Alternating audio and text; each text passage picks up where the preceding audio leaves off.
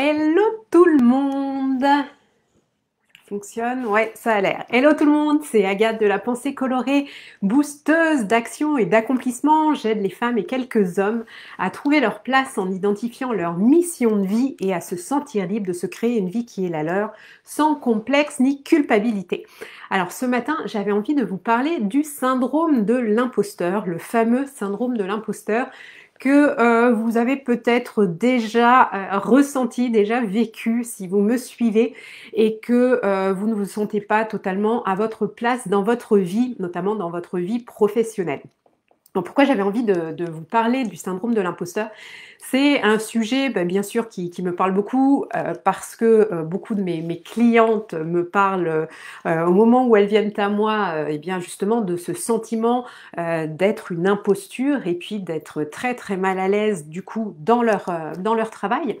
Et puis c'est aussi quelque chose que moi-même j'ai ressenti pendant de nombreuses années. Je sais pas si vous me suivez, vous vous souvenez peut-être aujourd'hui donc j'accompagne les femmes à trouver leur place, mais initialement, je suis ingénieure chimiste et j'ai travaillé pendant 14 ans dans différents domaines, notamment dans le domaine de la chimie, bien entendu.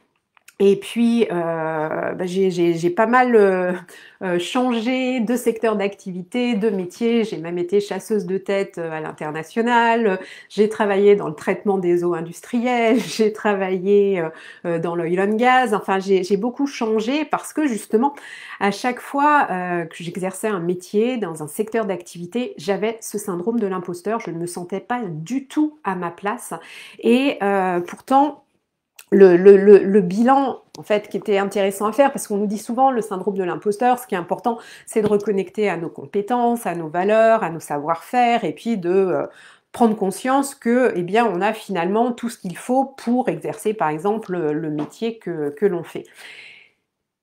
Et oui, ça peut être le cas et malgré tout on peut ressentir ce syndrome de l'imposteur alors qu'on a toutes les compétences, qu'on a les diplômes, qu'on a les savoir-faire, qu'on a l'expérience professionnelle nécessaire pour exercer ce métier et malgré tout, eh bien, sentir que eh bien, il y a quelque chose qui cloche. Et je vais vous donner justement, moi, mon ressenti, ce que je pense, pourquoi on ressent ce syndrome de l'imposteur dans ces cas-là. Eh bien, c'est parce que, justement, nous ne sommes pas à notre place et que le métier que l'on exerce, la vie que l'on vit, manque de sens. Et ça vient de quoi? Eh bien, selon moi, c'est parce que justement, nous ne sommes pas sur notre mission de vie et que notre âme s'est incarnée dans cette vie-là pour vivre quelque chose et que l'on est à côté de la plaque en fait. Et ce syndrome de l'imposteur, eh bien finalement, vient du fait que eh bien nous ne sommes pas sur notre chemin de vie, nous ne sommes pas en train de vivre notre mission de vie, notre mission d'âme, notre légende personnelle, comme le dit Paolo Coelho. En fait, le syndrome de l'imposteur est là parce que nous ne sommes pas dans notre raison d'être. Et c'est vraiment important d'en prendre conscience et puis de vous poser cette question.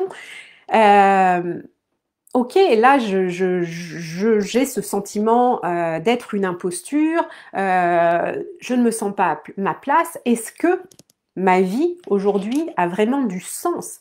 Est-ce que je me sens utile, par exemple? Est-ce que j'ai de la reconnaissance de la part de mon patron, de mes pairs au travail, ou même dans ma vie personnelle? Est-ce que j'ai de la reconnaissance aussi de ma famille pour ce que je fais au quotidien?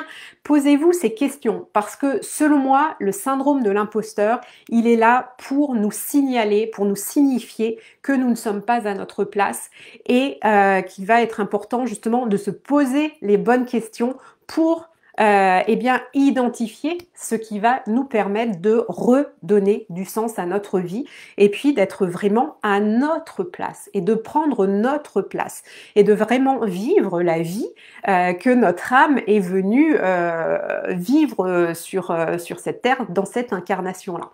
Et j'ai eu envie de vous parler de ça ce matin parce que moi, je suis en train de me faire former par mon énergéticienne pour bien faire des soins sur tout ce qui est transgénérationnel, vie karmique, pour libérer justement, pour aider en fait mes clientes qui parfois ont des blocages quand on est dans le concret, dans le dans le rationnel. Parfois, il y a des choses, et bien on a beau travailler de manière très concrète dessus, et bien on continue à subir des blocages, des freins à ne pas pouvoir avancer. Et parce que ça vient justement du transgénérationnel ou de vies antérieures qui font qu'on a certaines choses qui bloquent.